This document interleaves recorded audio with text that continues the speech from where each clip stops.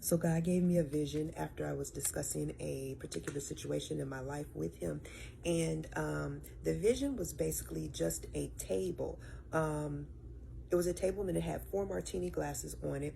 And I could tell that there were 4 people sitting there and they were all holding menus. I couldn't see their faces, but I could see that they were all holding menus. And that was the end of the vision.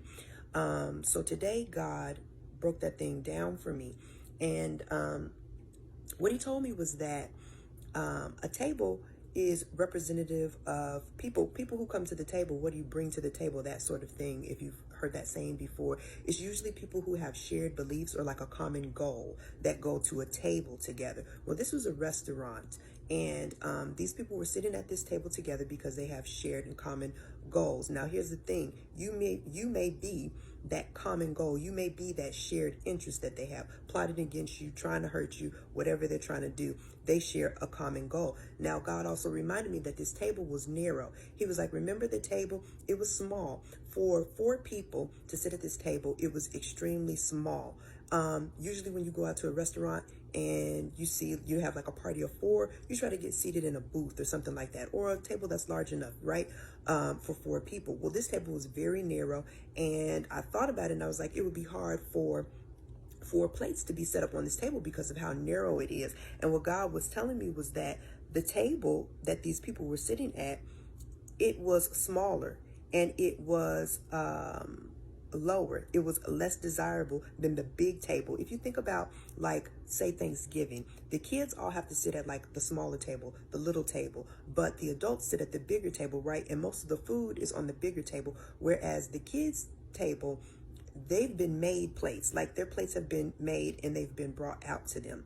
Well, God said the difference with sitting at the big table, which is the king's table that you're going to be sitting at, is that you will be waited on. Those people at the smaller table in the restaurant, they have to wait for their food, but you will be waited on. What do I mean by this? If you've ever seen the movie Django, there's a time when they're sitting at dinner and there are servants behind them waiting on them. God says not only are you going to have the best and the most choice foods, but you're literally going to have servants standing behind you, waiting on you to see what you need, anything you need. God says, because it's the king's table, I'm going to give you any and everything you want. You're going to have the same benefits afforded a king. The people that are sitting at that smaller table, that narrow table, they're sitting at a narrow table because that's what they chose, because they chose to go against you, right? God says that he's going to prepare a table for you in the presence of your enemies and his enemies, right? You're sitting at the king's table. He never said that the enemies wouldn't have a table. They have a table. It's just a narrow table. And what does narrow mean? It means limited in extent. It means it's limited in amount or scope. It's restricted. Only so much stuff can go on this narrow, small table. But God says, I'm sitting you at that big table because I want you to know that you're going to be able to have anything and everything that you want. God says, because I got to read what he says. He says the reason they have menus is because menus are for ordering. But see, you don't have to order your meal. Your meal is going to be prepared and set before you. You won't have to wait. It'll be specially prepared to your liking. You are an honored guest at the king's table. And in this season, they'll have to wait and you'll be waited on. Your meal will be the choicest of foods. You will sit at my table and dine. You'll try this. You'll try that.